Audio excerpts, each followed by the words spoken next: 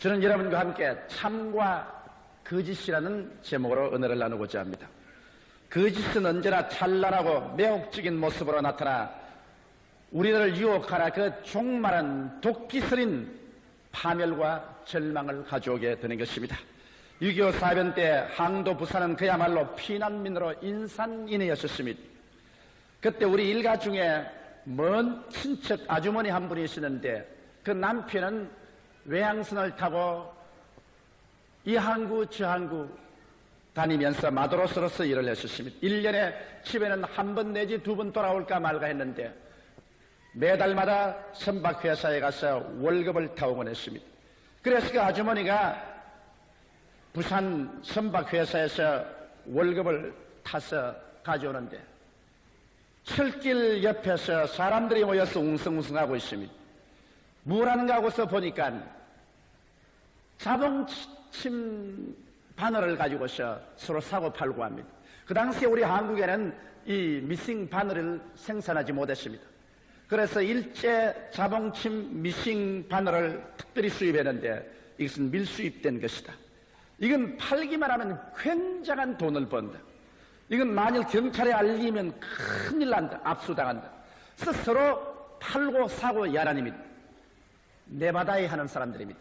거기에 현혹이 되어가지고 한 달 내내 남편이 파도와 싸우면서 일해서 벌어온 그 돈의 대가를 한 푼도 없이 다 주고서 한 푼어치 가치가 없는 공업용 미싱 바늘을 잔뜩 사서 우리 집에 자랑하러 왔습니다. 그래서 우리가 보니까 이것은 아무짝에도 소용이 없는 바늘입니다. 세상에 이런 일이 있냐? 이것은 버려도 주워갈 사람이 없는 바늘이라기엔 그때야 정신이 들어서 아이고 나는 어찌 알고 통곡하러 울고 그 바늘을 들고 그 철쭉가로 뛰어가 보니까 이미 내받아야 하는 사람들은 다 자취를 감춰버리고 마는 것입니다. 사기당한 것입니다. 여러분, 참과 거짓은 낮과 밤의 차이가 있습니다. 처음에는 지극히 매혹적으로 유혹하지만 나중에는 쓰디쓴 절망을 남겨놓고 마는 것입니다. 오늘날 우리들의 영혼을 내받아야 하는 원수들은 얼마든지 있습니다. 그들은 모두 다 찬란하고도 매혹적인 모습으로 인간의 영혼을 사냥하고 있습니다. 그 사냥꾼 중에 가장 큰 거짓이 공산주의입니다. 공산주의는 칼막스의 유물론적 변증법을 통한 자본론의 옷을 입고 매혹적으로 이 세상에 나타나 인류 역사상 그 유래를 볼 수 없는 노예제도를 창설했습니다.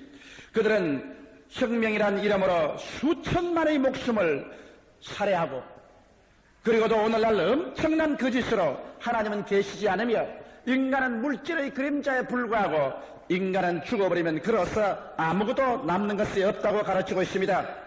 그 외에도 인간은 신으로 격상쓰긴 인본주의, 황금만능주의, 쾌락주의, 권력제일주의 등 우리 영혼을 내받아야 하려는 마귀는 쉬지 않고 자기들의 교리를 전파하고 있는 것입니다.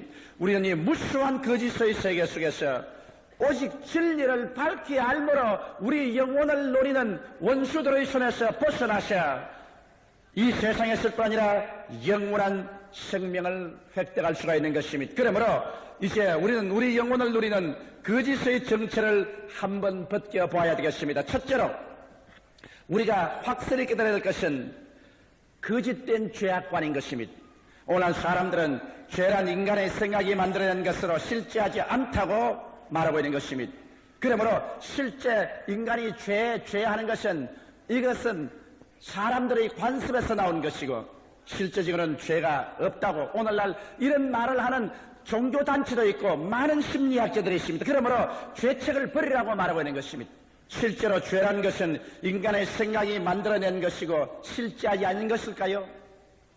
여러분, 제가 어릴 때 우리 집에서 일하는 분하고 저 골짜기 우물에서 물을 길러서 우리 집으로 올라오는데 매 한 마리가 공중에서 돌고 있었습니다.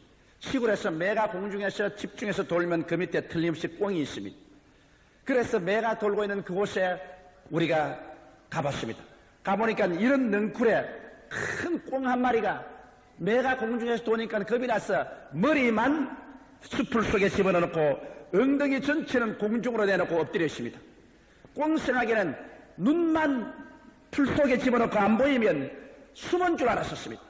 그래서 우리는 고스란히 그대로 붙잡았어요. 오늘날 수없이 많은 사람들이 죄란 없는 것이다. 그러므로 죄란 인간의 상상에서 만드는 것이므로 죄가 아니라고만 생각하면 죄는 없는 것이라고 생각하는 것은 마치 꽁이 매 앞에서 눈만 가리어 놓으면 몸이 없다고 생각하는 그런 어리석은 것과 같은 것입니다. 죄란 여러분 엄연하게 있는 것입니다. 오늘날 상황심리학자들은 또 상황윤리학자들은 말하기를 죄란 것은 상황에 따라서 다르다. 죄가 될 수도 있고 죄가 안 될 수가 있다. 예를 들어 말하면 같은 부부간에 살아도 애정이 없이 살면 그것은 강간이다. 그러나 아무리 나무 부인하고 살아도 마음에 애정만 있으면 그것은 죄가 될 수가 없다. 그것은 애정이 있기 때문에 타당화되므로 죄가 아니다. 상황윤리인 것입니다. 적당히 상황에 따라서 죄가 될 수도 있고 죄가 될 수도 없다는 이러한 마귀가 만들어낸 윤리관인 것입니다. 여러분, 이러한 것이 거짓된 죄악관인 것입니다. 죄란 하나님의 법을 어긴 행동인 것입니다. 하나님께서는 우리에게 분명하게 우리가 지켜야 될 10계명을 주셨고 거기에 따라서 하나님께서 우리에게 윤리와 도덕을 주셨습니다. 우리가 하나님의 법을 어기면 그것은 인간이 죄가 아니라고 생각하든 말든 어떠한 상황윤리학자들이 죄가 되고 안 된다고 하든 말든 상관이 없습니다. 우리가 하나님의 법을 어길 때 우리는 범법자가 되고 그래서 하나님과 원수가 되며 죄의 대가는 사망입니다. 성경은 말씀하기를 죄를 지은 영혼은 죽으리라고 말한 것입니다. 모든 사람이 죄를 범하였으니 하나님의 영광에 이르지 못한다고 말하고 있는 것입니다. 이러므로 우리는 죄에 대해서 잘못된 죄악관을 가지서는 안 됩니다. 거짓의 설명을 들어서는 안 됩니다. 죄란 여러분과 나를 도적질하고 죽이고 멸망시키는 무서운 마귀의 도구인 것입니다.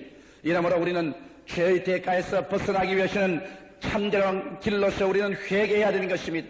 회개하지 않고 여러분과 내가 죄의 올무에서 벗어날 도리가 없습니다. 우리의 죄를 철저히 하나님 앞에서 회개하고 우리의 죄 때문에 십자가에 못 박여 그 몸을 찢고 그 피를 다 쏟으신 예수 그리스도 앞에 나가서 그 예수 그리스도의 공로를 믿음으로 말미암아 그리스도의 피값으로 우리는 비로소 죄에서 용서를 받고 구원을 받을 수가 있는 것입니다.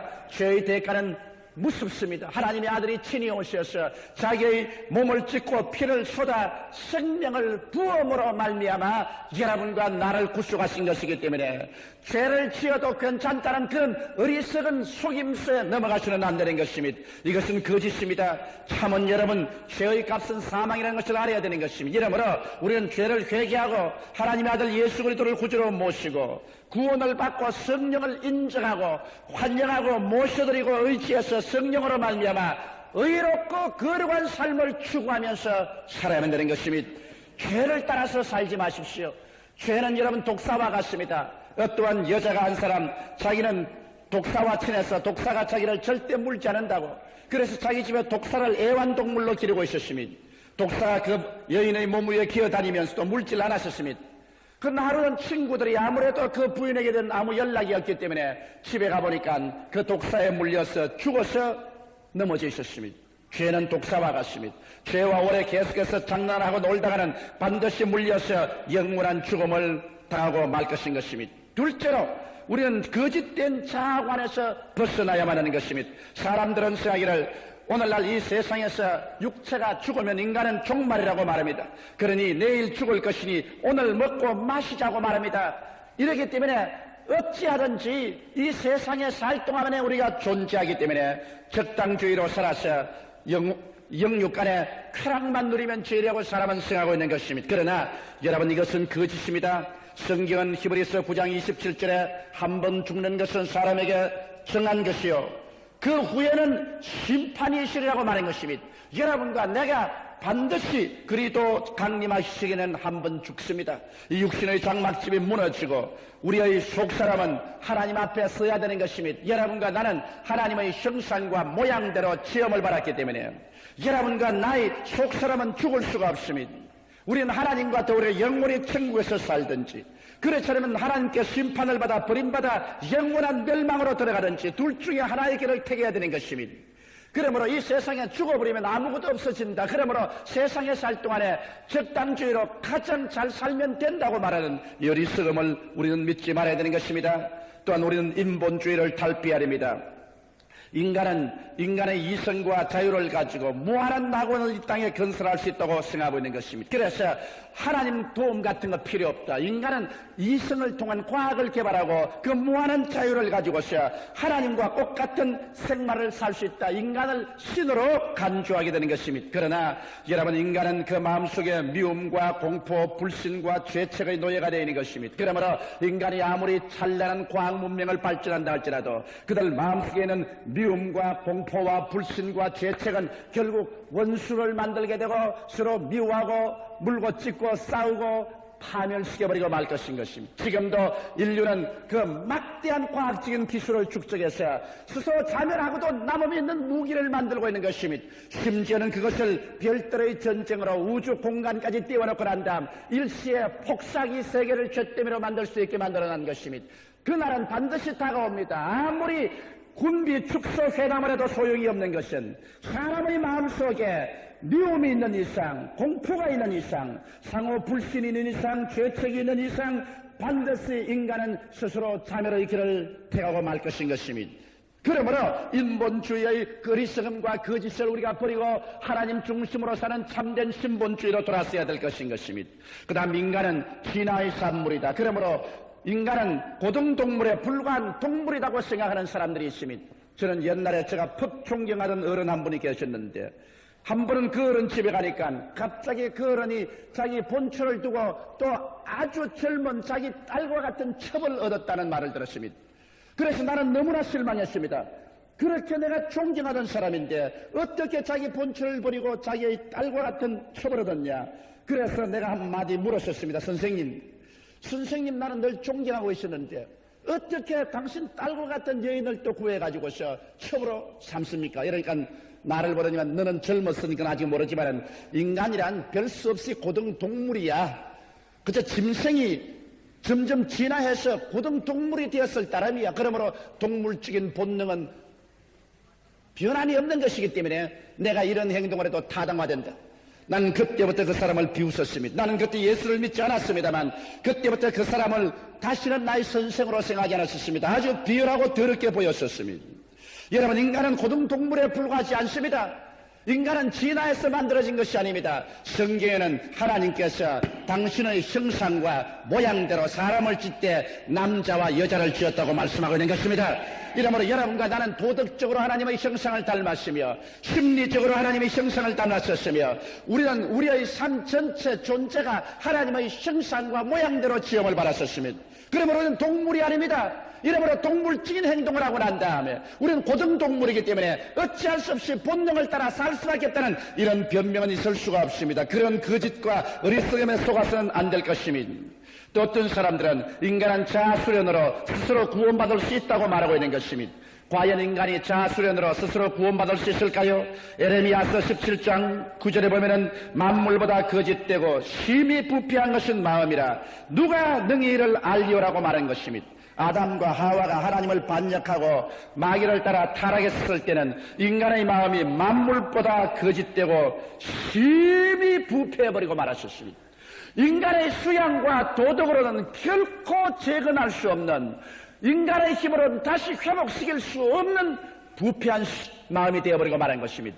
이와 같이 절대적인 부패를 한 인간의 마음을 인간의 힘으로는 수양과 도덕으로 결코 회복시킬 수가 없습니다. 우리의 오직 이 부패된 마음을 다시 살리고 우리에게 생명을 주는 것은 하나님의 아들 예수 그리스도의 보혈의 능력밖에 없습니다. 나의 죄를 씻기는 예수의 피밖에 없네. 다시 성취하기도 예수의 피밖에 없네. 우리를 위해서 피 흘리신 그 예수 그리스도의 보배로운 피 위에는 만물보다 거짓되고 가정된 이 마음, 부패한 이 마음을 우리는 새롭게 할 도리가 없는 것입니다. 이러므로 자기 수양과 자기 도덕을 닦아서 자기는 완전한 데 들어갈 수 있다고 말하는 그 어리석은 사람의 말에 우리는 현혹되지 말아야 될 것인 것입니다. 셋째로 우리는 질병은 하나님의 선물이라고 말한 그 거짓에 속아 넘어가서는 안 될 것입니다. 오늘 많은 사람들이 우리가 병들어서 고통을 당하고 죽는 것은 바로 하나님의 뜻이며 하나님의 선물이라고 그렇게 가르치는 사람들이 있습니다. 그러나 여러분, 나는 이 성경 이 페이지에서 이 페이지까지 읽어보아도 하나님께서 우리가 병들어서 고통을 당하고 괴로움을 당하고 죽는 것이 하나님의 뜻이라고 기록한 것은 발견하지 못했습니다. 병은 하나님의 선물이 아닙니다. 아담과 하와가 하나님을 반역하고 타락할 때 하나님께서 심판으로서 너희 몸은 흙이니 흙으로 돌아가라고 명령하는 것입니다. 그러므로 몸이 흙으로 돌아갈 때 병들어서 와해되어 돌아가는 것입니다. 이렇기 때문에 병은 여러분 축복이 아니라 하나님의 심판으로 나타나는 것입니다. 그뿐 아니라 병은 마귀가 가져오는 것입니다. 여러분, 하나님의 심판을 당하여 하나님께서 인간을 죽게끔 해놓았으니까 이것을 이용해서 마귀는 도적질하고 죽이고 멸망시키는 파괴 행위로서 우리에게 병을 가져오는 것입니다. 성경에 사도행전 10장 38절에 보면 하나님께서 나사렛 예수에게 성령과 능력을 기름 붓듯 하였으며 저가 두루 다니시며 착한 일을 행하시고 마귀에게 눌린 모든 자를 고치셨다고 말한 것입니다. 이러므로 병은 마귀가 가져와서 우리를 죽이려고 하는 수단인 것입니다. 또는 병은 여러분 타락할 환경의 산물입니다. 우리가 환경이 점점 타락해서 그래서 공기가 타락하고 물이 타락하고 우리 음식에 첨가물을 넣고 이래서 인간은 스스로 타락한 환경 가운데서 오염된 환경 가운데서 자기 스스로가 병들 수 있는 그러한 생활을 하고 있는 것입니다. 그렇기 때문에 인간은 이모로 저모로 오늘날 영육간에 병들게 되어 있는 것입니다. 그러나 여러분, 참된 하나님의 뜻은 치료에 있지 질병에 있지 않습니다. 출애굽기 15장 26절에 나는 너희 병을 치료하는 여호와라고 말했었으며 마태복음 8장 17절에는 주님께서 친히 우리의 양것을 담당하시고 병을 짊어지고 가셨다고 말했었습니다. 베드로전서 2장 24절에는 제가 채찍에 맞음으로 너희가 나음을 입었다고 말하고 있는 것입니다. 예수님은 그의 사역의 3분의 1을 병든 자를 고치는 데 보내셨으며 12제자나 70인의 제자나 마지막 신자들에게라도 회개하라 천국이 가까워왔다 복음을 전하고 난 다음에는 반드시 병자를 기도하고 고쳐주라고 말씀한 것입니다. 이러므로 질병은 하나님의 선물이라는 것은 거짓말입니다. 질병은 심판이요 마귀의 뜻이요 우리 인간이 스스로 타락한 환경 가운데서 오염을 통해서 가져온 것이지 하나님의 뜻은 아닙니다. 오늘날도 우리가 회개하고 주님께 나오면 주님께서 그 강한 능력과 편팔로 우리를 질병에서 고치시고 건강하게 만들어 주시기를 원하시고 계신 것입니다. 넷째로 헐벗고 굶주리며 사는 것이 하나님의 뜻이라고 말하는 사람이 있습니다. 그러므로 신령하고 거룩한 삶을 살기 위해서는 헐벗고 굶주리고 가난해야 된다고 하는 사람들이 있는 것입니다. 나는 그런 사람들에게 질문하고 싶습니다. 오늘 아프리카의 에티오피아의 비참하게 굶주려서 뼈만 앙상하여 죽어가고 있는 것이 하나님의 뜻이라고 생각합니까? 인도의 그 수많은 사람들이 기아에 허덕이며 길거리에 쓰러져서 죽어가는 것, 이것을 보고서 하나님의 뜻이라고 생각합니까? 만일 이것이 하나님의 뜻이라면 우리는 그런 하나님을 믿을 수가 없을 것입니다. 가난을 신앙으로 극복하는 것은 하나님이 기뻐하시는 것이지만 가난 그 자체는 하나님의 뜻이 아닙니다. 왜냐하면 여러분, 가난은 질병을 가져오고 범죄를 가져오며 인간 비극의 온상이 되는 것입니다. 사람이 헐벗고 굶주리고야 인간 존엄성을 유지할 수가 없는 것입니다. 이러므로 여러분, 가난 그 자체가 하나님의 축복이요 선물이라고 말하는 것은 무서운 원수 마귀의 발명품인 것입니다. 비록 가난하더라도 천해지지 아니하고 그것을 이기고 의로운 삶을 그 마음 자체, 그 정신, 그 신앙은 좋지만은 가난 그 자체는 결단코 하나님이 원해서 준 것이 아닙니다. 왜냐하면 가난은 바로 저주의 산물이기 때문인 것입니다. 아담과 하와가 하나님을 반역하였을 때 하나님께서 예비한 에덴 동산에서 쫓아내시고 땅을 저주하여 가시와 엉겅퀴가 나게 하시고 너희가 이마에 땀을 흘려야 식물을 얻을 것이라고 말했기 때문에 가난 그 자체는 저주이지 결단코 하나님의 축복이 아니라는 것을 우리가 알아야 되는 것입니다.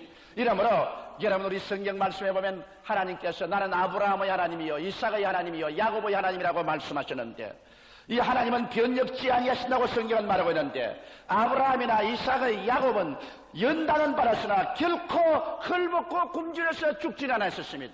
여러분, 성경은 밝히 말하기를 아브라함은 금과 은이 풍부했으며 짐승 때가 많았다고 말하셨으며 이삭은 마침내 거부가 되었고 야곱은 한때 두때 바다 모래 같은 짐승을 거느린 거부였었습니다. 물론 그들은 수많은 신앙의 연단을 받았지만은 물질적으로 궁핍해서 헐벗고 굶주려 죽었다는 기사는 없는 것입니다.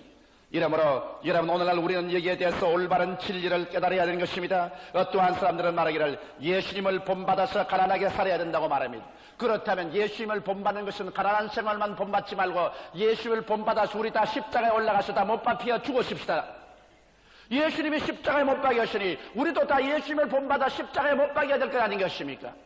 예수님께서 십자가에 못 박인 것은 여러분과 나의 죄를 대속하기 위해서 그렇게 한 것이요, 예수께서 헐벗고 굶주리며 가난한 삶을 사는 것은 여러분과 나를 가난과 저주에서 속량해 주시기 위해서 그렇게 하신 것입니다. 고린도후서 8장 9절에 보면 성경은 밝히 말씀하기를 우리 주 예수 그리스도의 은혜를 너희가 알거니와 저가 부유하신 자로서 너희를 위하여 가난하게 되심은 그의 가난하심을 인하여 너로 부유케 하리 하심이라고 말씀하고 있는 것입니다. 갈라디아서 3장 13절에 그리스도께서 우리를 위하여 저주를 받은 바 되사 율법의 저주에서 우리를 속량하였으니 이는 기록된 바 나무에 달린 자마다 저주 아래 있는 자라 하였습니다. 이는 그리스도 예수 안에서 아브라함의 축복이 이방인에게 미치게 하고 믿음으로 말미암아 성령을 선물로 받게 하려 하심이라고 기록하고 있는 것입니다. 이러므로 예수 그리스도의 고난은 대속의 고난인 것입니다. 그가 태어날 때부터 십자가에 죽으실 때까지 그리스도는 여러분과 나의 영과 마음과 몸과 생활을 절망과 저주에서 대속하기 위해서 고난당한 것이기 때문에 우리는 그리스도의 은혜를 믿음으로 받아들여야 될 것인 것입니다.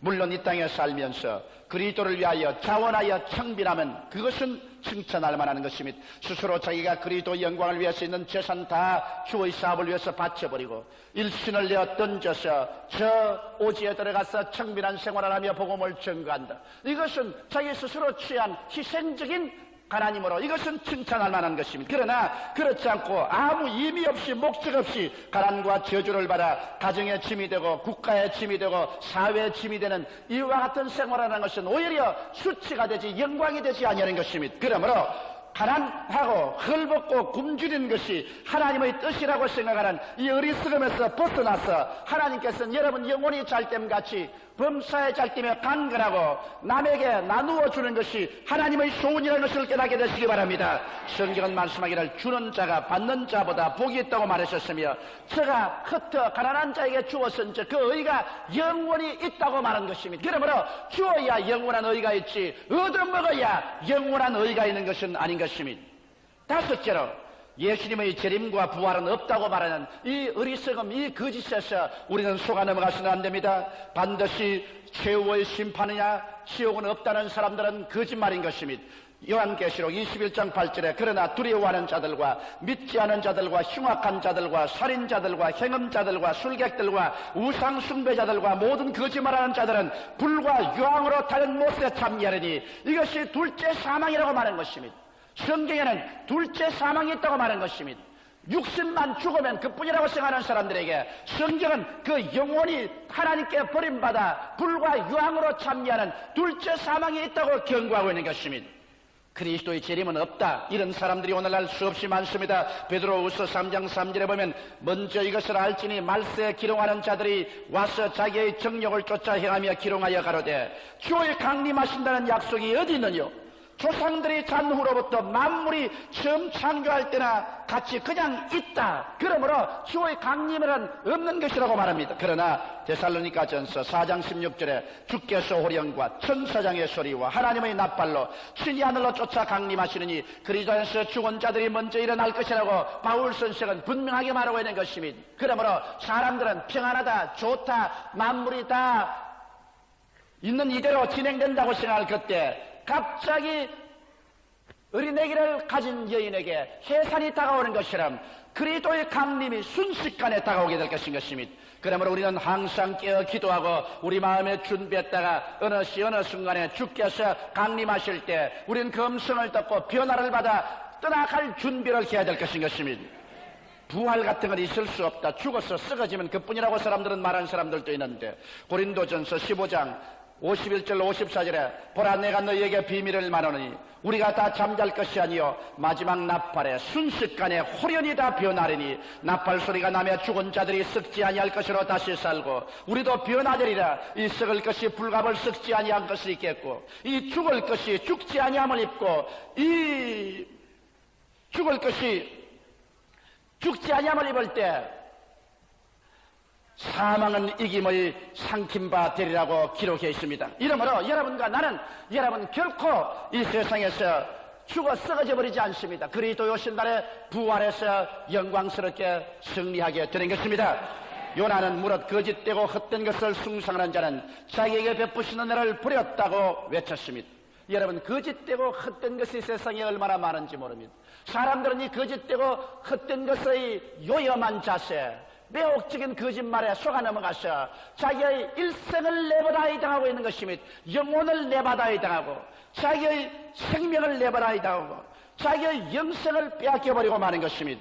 그러고 난 다음 나중에 가장 비참한 존재가 되어버리고 마는 것입니다. 이러므로 성경은 말합니다. 깨어나라 경성하라 깨어라 너희 대적 마귀가 우는 사자같이 너희를 삼키려고 두루 행한다고 말하고 있는 것입니다. 이러므로 여러분 우리는 예수 그리스도 안에서 베푸신 하나님의 은혜를 기억하고 우리는 진리 위에 굳세게 서야만 되겠습니다. 하루속기는 회개해서 우리는 천지간에 영원무궁하시고 참되신 하나님의 말씀을 굳세게 믿음으로 창세기부터 요한계시록까지 말씀을 연구하고 이 말씀에 굳세게 섬으로 우리의 영혼을 노리는 원수 마귀의 거짓에서 벗어나서 우리는 영혼이 진실로 잘됨같이 범사에 잘되며 강건하고 생명을 얻되 넘치게 얻는 삶을 살 뿐 아니라 이 세상의 마지막 심판과 멸망을 당할 때 우리는 영원한 삶으로 들어갈 수 있게 될 것이겠습니다. 다 같이 고개숙여 기도드리겠습니다. 사랑이 많으시고 거룩하신 우리 아버지 하나님, 횡령하는 거짓 속에서 우리는 참을 가지고 살아가게 도와주시옵소서. 진리는 아버지 여러 개 있지 않고 하나밖에 없습니다. 우리 주 예수 그리스도밖에는 진리가 없사옵나이다. 그리스도를 통해서 참되신 아버지를 알고 아버지의 말씀인 성경을 우리가 묵상해서 이 세상에 살 동안에 아무리 우리의 환경이 매혹적으로 우리를 유혹하고 다가온다 할지라도 말씀에 어긋난 것에 따라가지 말게 도와주시옵소서. 진리를 알지니 진리가 너희를 자유케 하려고 했는데 자유케 하는 그리스도의 진리를 받아들여서 아버지 우리 영혼을 내받아야 하는 원수 마귀에게서 벗어나게 하여 주시옵시고 새 사냥꾼의 올무에서 자유를 얻게 하여 주옵소서.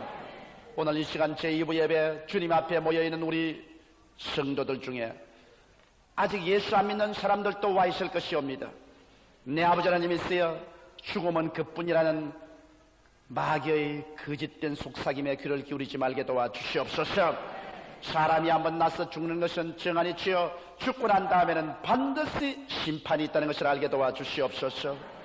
내 아버지 하나님이시여 두 번 나면 한 번 죽고 한 번 나면 두 번 죽는다는 것을 알게 도와주시옵소서. 이러므로 모두 다 육으로 난 사람은 다시 오늘 성령으로 거듭날 수 있도록 예수를 구주로 믿을 수 있게 도와주시옵소서. 예수님 이름 받들어 기도드리옵나이다. 아멘. 잠시 동안 고개 숙이시기 바랍니다. 오늘 이 세상에는 참을 믿는 사람과 거짓말을 믿는 사람 둘 중에 한 곳에 속하고 있는 것입니다. 참을 따라갈 것이냐 거짓을 따라갈 것이냐.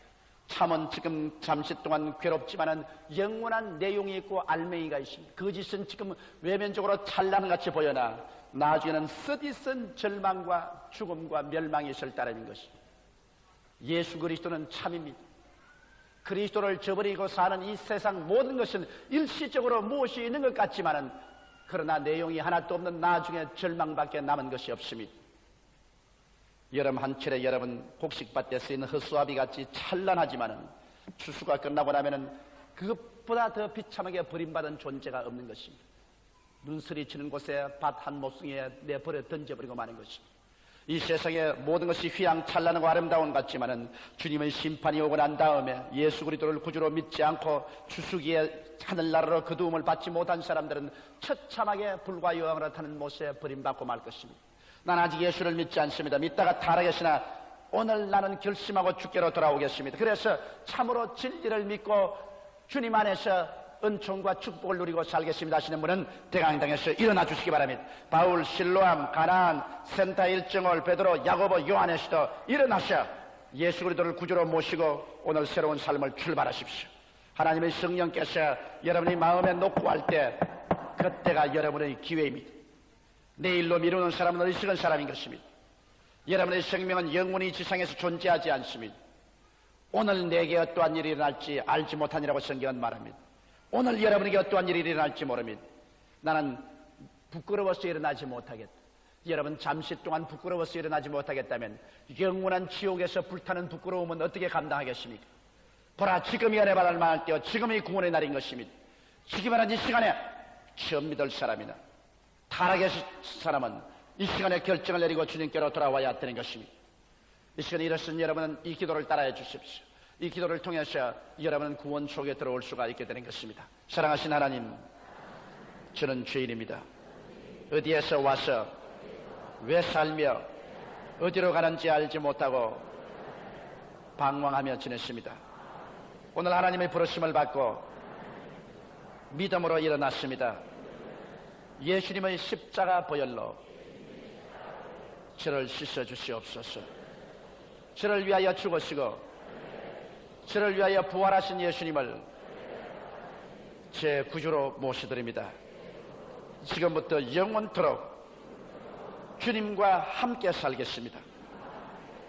하나님은 내 아버지가 되셨습니다. 예수님은 내 구주가 되셨습니다.